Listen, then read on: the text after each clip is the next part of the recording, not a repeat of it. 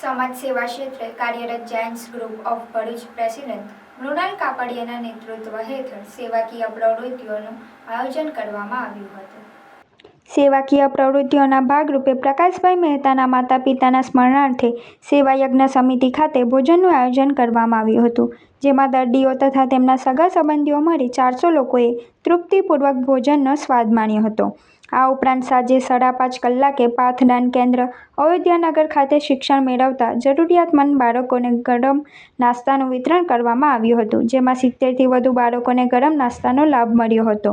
આ સેવાકીય કાર્યમાં secretary Rashmikant, manager project chairman Prakashbhai Mehta, Pradeepbhai Moghe, Jayeshbhai Kapadia, Hemantbhai Rana, Chandrakantbhai Rana તેમજ સંજીવભાઈ જાદવ અને અન્ય સભ્યો ઉપસ્થિત રહ્યા હતા. આ સેવાકીય કાર્યક્રમો દ્વારા સમાજમાં સેવા, કરુણા અને સહાનુભૂતિનો સંદેશ ફેલાયો હતો.